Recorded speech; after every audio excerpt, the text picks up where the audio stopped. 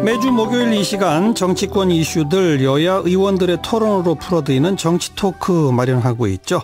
오늘은 특별히 개헌 특집 토론으로 준비를 했습니다. 자유한국당이 지난 3일 자체 개헌안 발표하면서 개헌 이슈가 더 뜨거워진 상태입니다. 그래서 국회 헌법개정 및 정치개혁특별위원회 여야 간사를 직접 스튜디오에 초대했어요.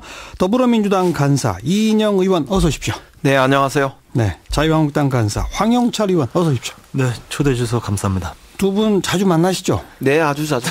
아주 자주 만나요. 그리고 자주 토론하시죠? 네. 네. 오늘 청취자들 앞에서 화끈하게 한번 결론을 내보세요. 뭐 언제까지 계속 얘기만 할 겁니까? 그렇죠? 네, 결단의 시간입니다. 뭐 이인영 간사님하고 둘이서만 결론을 내려면 결론이 빨리 날 것 같은데 그래요? 저희들이 뭐 저희 둘만의 생각만 가지고는 안 되지 않습니까? 최소한 네. 오늘 이 자리에서 두 분 사이라도 한번 결론을 내보셨으면 좋겠는데. 대통령 개헌안 나왔고 자유한국당 개헌안 나왔고 권력구조에 상이한 측면이 있습니다. 바로 그 얘기 한번 시작해보죠. 이인영 의원 어떻게 보세요? 자유한국당의 권력구조 안에 대해서.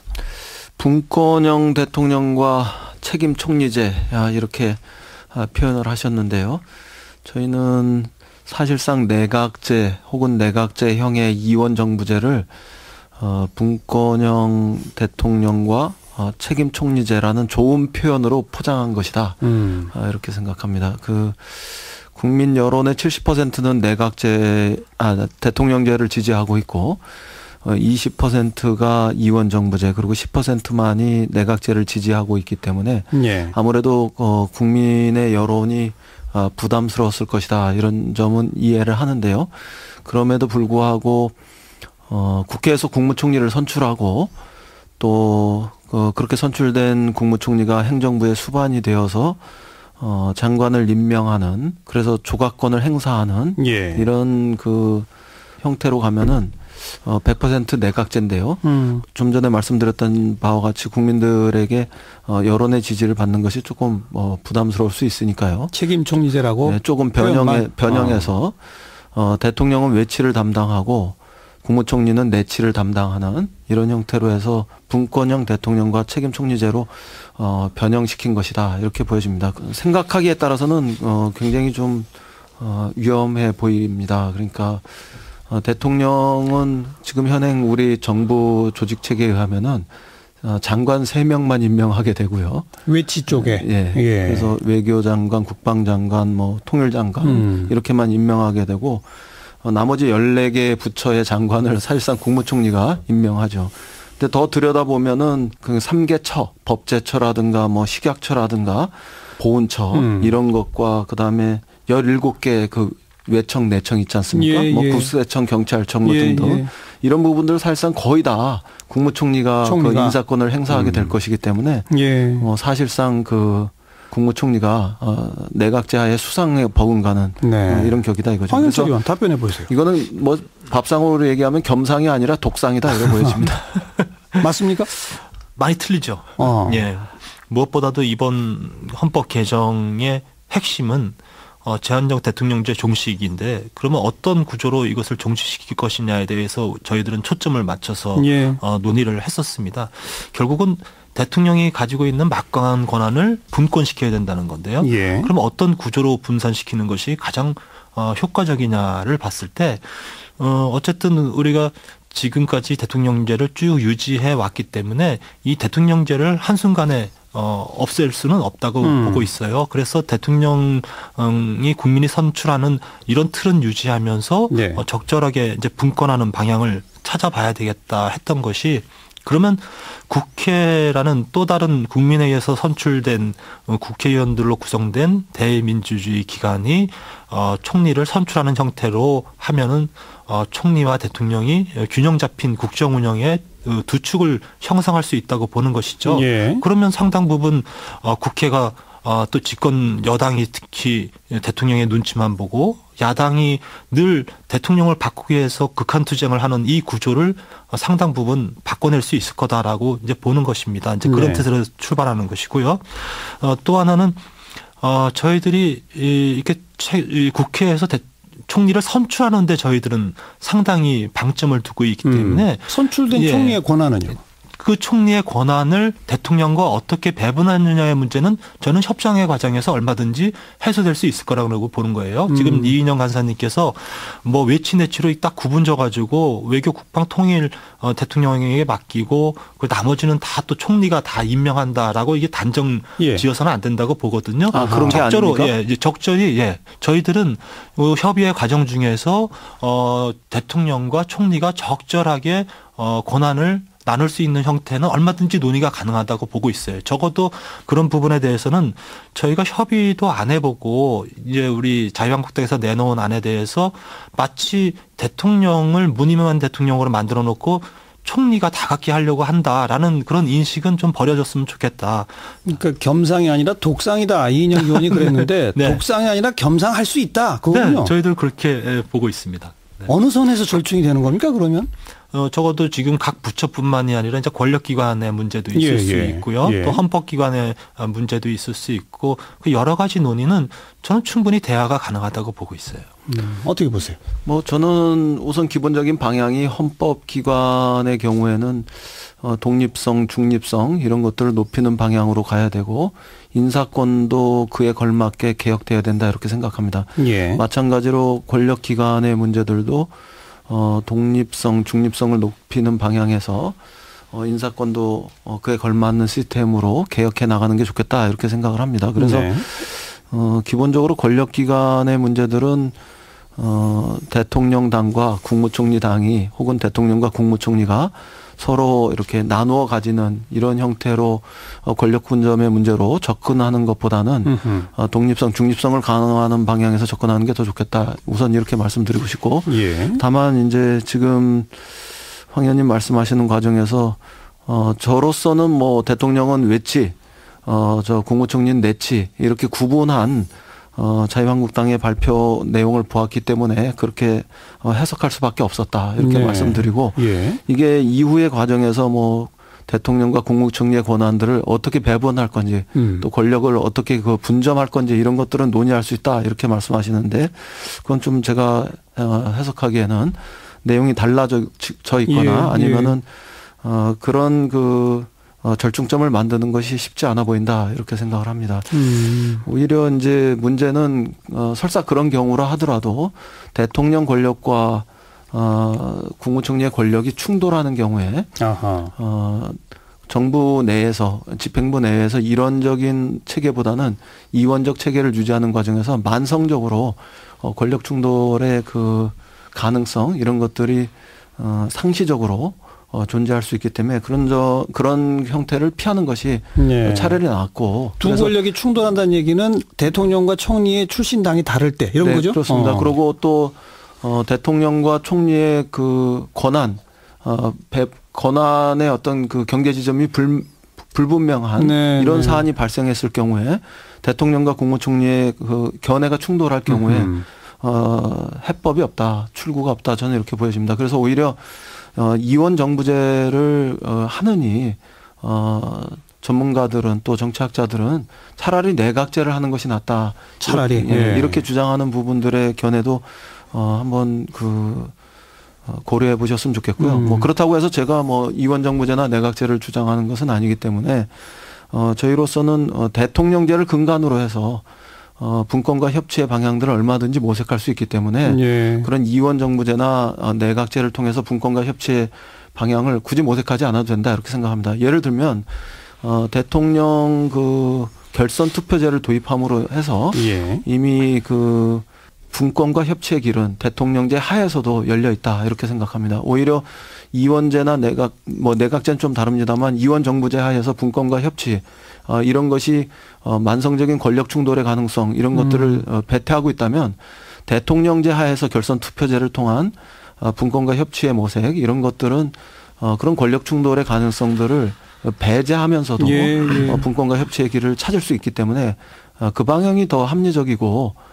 대안적일 수 있다 이런 점을 좀 경청해 주셨으면 좋겠습니다. 결선 투표 나가려면 적어도 두 당, 세 당이 연합을 해야 될 테니까 그렇죠. 거기서 된다 이런 얘기죠. 연합하는 과정에서 국무총리나 핵심 장관이나 여타 장관과 관련한 이런 권력의 분점, 공유 이런 것들이 일어날 것이고요. 어떻게 황영철 의원? 제가 이번에 이제 이 헌법 개정안의 논의의 과정을 보면서 더불어민주당이 과연 진지하게 촛불혁명의 정신을 이해하고 있는가, 받아들이려고 하고 있는가에 대해서 되묻지 않을 수가 없어요. 결국은 이 촛불 정신은 이젠 더 이상 국정농단하는 대통령 나오지 말아야 된다라는 것이 저는 그 핵심이라고 보고 있거든요. 그런 출발점에서 진지하게 국민적 요구를 받아들여서 이번에만큼은 반드시 분권 대통령 만들어 놔야 된다라는 것에서 출발하고 있는 겁니다. 네. 지금 여러 가지 이유를 들어서 얘기를 하고 있지만 대통령 개헌안을 내시겠다고 해서 저희들은 물론 내지 말라고 했습니다만 끝까지 개헌안을 발의를 하셨고, 그 개헌안 내용을 보면은 대부분의 사람들이 이해하기에 이 정도를 가지고 분권의 의지가 있다고 볼 수 있느냐라는 질문을 던지면 너무 미약하다. 전혀 담겨져 있지 않다고 보는 것이에요. 예. 그리고 여당은 이 대통령 개헌안을 방어하기에 급급하고 있지 실질적으로 대통령 개헌안에 담겨져 있지 않은 적어도 분권의 의미를 되살리려고 하고 있지 않다는 점에 있어서 여당으로서의 역할을 잘 못하고 있다라고 생각합니다. 지금까지 더불어민주당의 대부분의 의원님들은 분권을 요구해 왔고, 그리고 대한민국이 더 이상 제왕적 대통령이 나오지 말아야 된다는 측면에서 내각제에 대해서도 상당 부분 의원님들이 긍정적인 동의의 말씀들을 해오셨어요. 예. 그럼에도 불구하고 이번 논의 과정 중에서 단 한 분도 대통령 개헌안 발의된 개헌안에 대해서 비판적 목소리를 내고 있는 의원들이 없다는 측면에서 이것이 바로 제왕적 대통령제가 낳고 있는 폐해에 벌써 익숙해져 가고 있는 것이 아닌가 이렇게 보고 있어요. 결선 투표제라는 것이 그걸 통해서 투표의 과정에서는 연합이라든지 어떤 뭐 여타 세력과의 통합이라든지 이런 것들이 있을 수 있지만 결국 그런 선거에 의해서 만들어진 대통령은 또다시 분권의 의미를 담지 못하는 한 제왕적 대통령이 될 수 없다고 보는 것입니다. 될 수밖에 없다. 네. 그래서 적어도 왜 이렇게 잘못되어 가고 있는 이 국정 운영의 틀을 적극적으로 바꾸려고 하고 있지 않은가에 대해서 저는 진지하게 되묻지 않을 수가 없고, 이런 점에 있어서 이번만큼은 이제 권력을 좀 다 내려놓고 논의를 했으면 좋겠다. 권력을 다시 부여잡아 보겠다고 시도하는 한 이 헌법 개정안은 절대 저는 성공할 수 없다고 보고 있습니다. 그 지적에 대해서는 이인영 의원 답변 듣도록 하고, 그 전에 이인영 의원이 지적한 그 총리와 대통령이 충돌해서 상시적으로 국정이 불안해질 우려에 대해서. 네, 저도 지금 그 여당에서 대표적으로 무슨 문재인 대통령, 홍준표 총리 뭐 이런 식의 아주 극단적인 상황을 놓고서 얘기를 해요. 그래서 뭐 현재로는 문재인 대통령이니까 문재인 대통령의 추미애 총리가 나올 수도 있고요. 또 다른 아주 잘 협치가 될 수 있는 총리가 좀 나올 수도 있다고 보고 있습니다. 어떤 때는 같은 당의 대통령과 총리가 선출될 수도 있고, 어떤 때는 또 다른 당이 될 수도 있겠죠. 그것이야말로 국민적 의사를 대변하는 그런 형태라고 보고 있습니다. 대통령이 국정 운영을 하는 과정 중에 잘못하는 부분이 있다. 아니면 집권 여당이 잘 못한다고 한다면 결국은 국회의원 선거를 통해서 또 다른 일부의 권력 교체를 요구하는 국민적 요구가 반영될 것이고, 그리고 또 그거에 따라서 또 될 수 있죠. 그런데 대통령한테 국회 해산권이 또 가죠? 네, 그래서 저희들은 과감하게 이렇게 총리 선출에 대한 책임을 국회가 지고 있으니까 대통령이 총리를 해산할 수 있는 권한도 줘서 적절한 권력의 균형을 만들어 보고자 하는 그런 부분도 저희들은 정말 치열하게 논의를 해서 좋은 틀을 만들어 보고자 애써 왔다는 것을 분명히 말씀드리겠습니다. 이인영 의원, 권력을 좀 내려놓고 이야기를 해야지 안 내려놓으려고 하는 게 문제다. 이런 지적은 어떻게 보세요?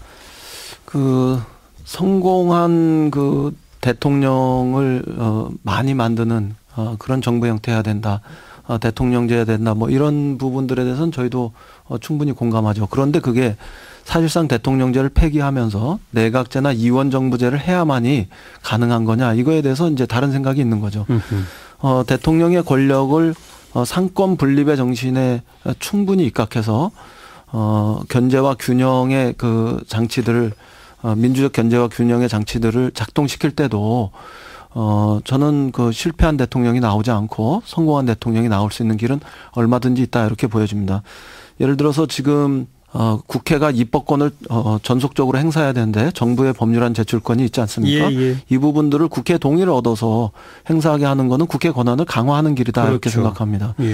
예산권이 대통령과 정부, 특히 그 기재부의 전속적 권한으로 되고 있는 현실 속에서 예산 법률주의를 도입해서 국회에서 법안 발의 형태로 예산안을 처리하게 되면 저는 그 정부 특히 그 기재부의 전속적 그 예산 권한 이런 부분들은 국회가 많이 통제하고 예. 국회 권한을 높일 수 있는 제도다 이렇게 보여집니다. 예.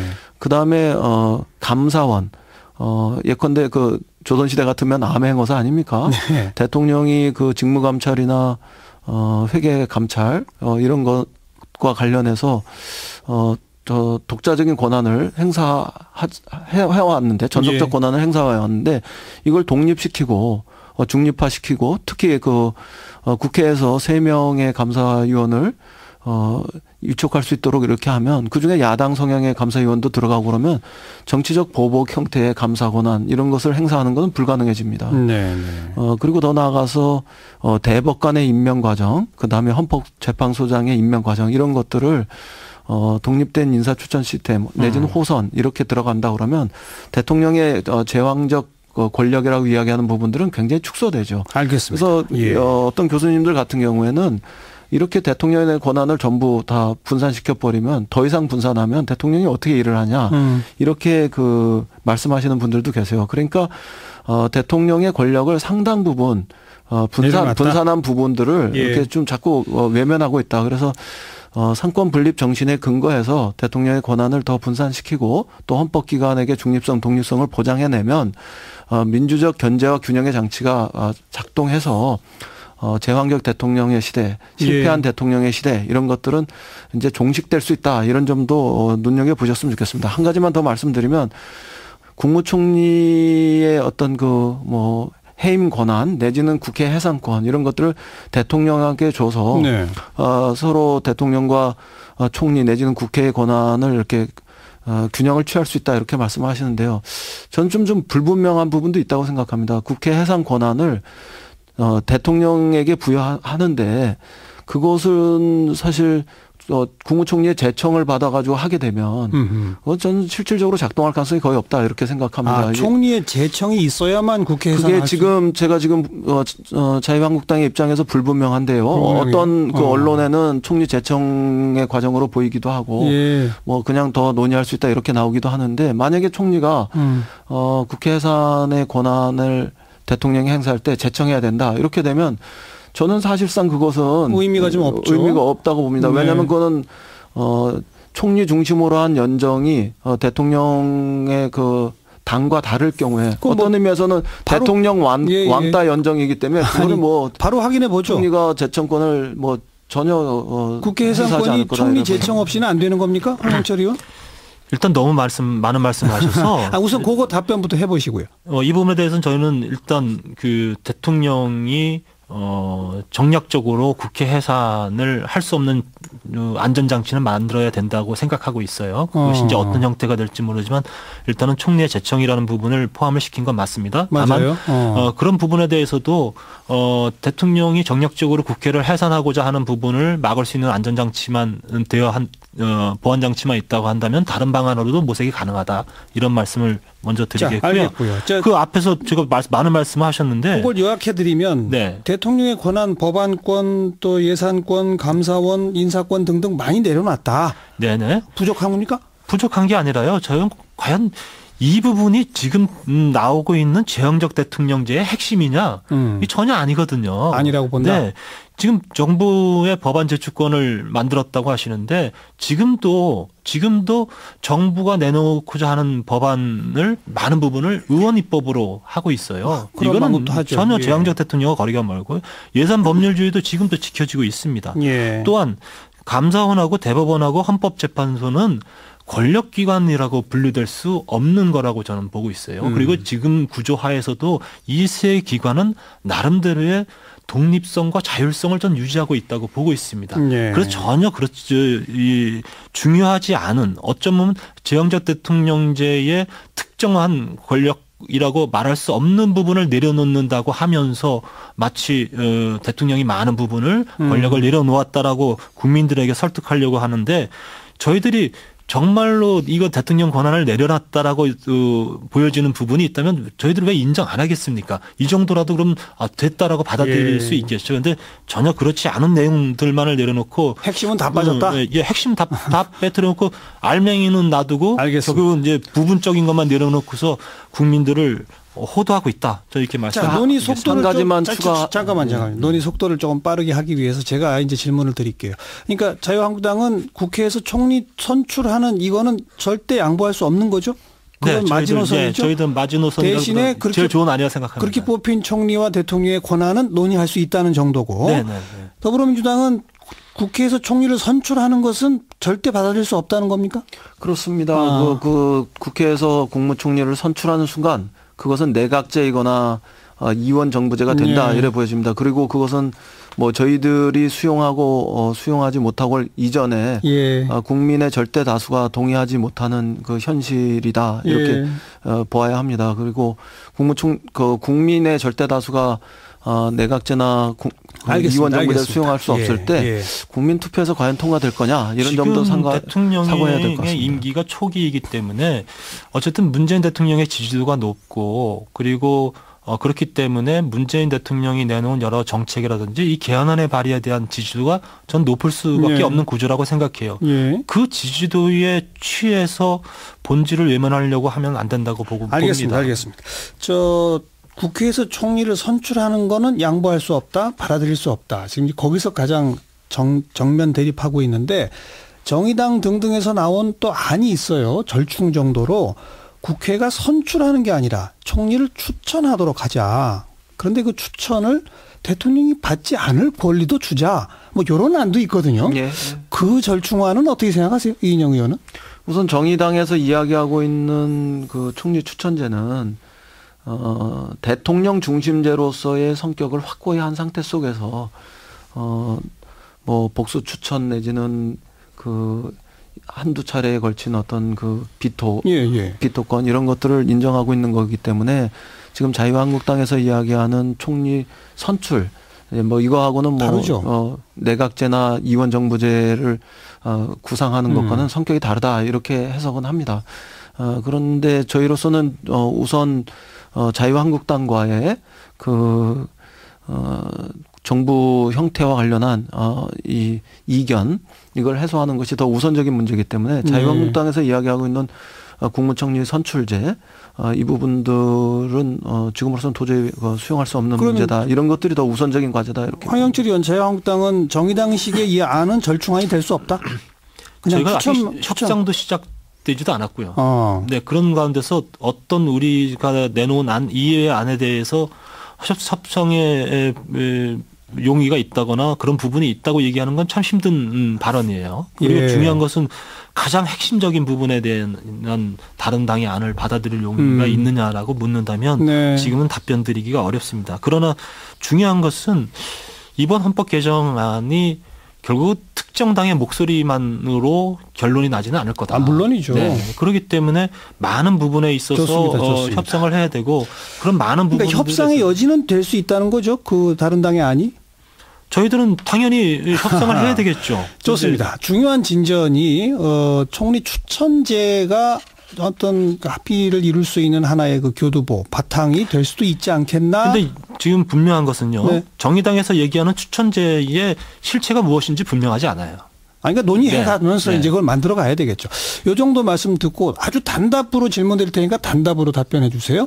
자유한국당은 아예 대통령까지 포함해서 각 당 원내대표가 협상하자, 통 크게 합의하자 이런 거 아니겠습니까? 네. 더불어민주당은 그 안에 대해서 어떻게 생각하세요? 짧게. 우선 국회에서의 논의가 중요하고요. 국회에서의 합의 과정이 더 충실해져야 된다 이렇게 생각합니다. 네. 뭐 국회 패싱하고 대통령과 담판하겠다 이런 김성태 원내대표의 그런 제안이 꼭 훌륭한 제안은 아니다 이렇게. 그러니까 적어도 지금은 아니다 그런 말씀인 거죠? 네. 황영철 의원한테는 또 역시 단문으로 질문드리겠는데 지금 여당이 패싱 당하고 있는 거 아니에요? 잠깐만요. 지금 자유한국당은 어쨌든 6월까지 합의를 하고 9월에 이 국민투표에 붙이자 이거 아닙니까? 네. 근데 이제 우리 국민들 일각에서는 그럴 거면 빨리 합의해서 그냥 6월에 하지 지방선거 때. 그러니까 합의만 이루어질 수 있다면 뭐 통큰 협상을 통해서 그러면 6월에 지방선거 때 하는 것도 가능합니까? 지금 저 질문이 바로 또 다른 걸로 넘어가셨는데요. 네. 지금 분명한 것은 그럼 여당이 과연 책임성 있게 이 개헌 협상에 테이블에 앉을 수가 있느냐에 대한 저희들이 근본적인 문제 제기를 하는 거예요.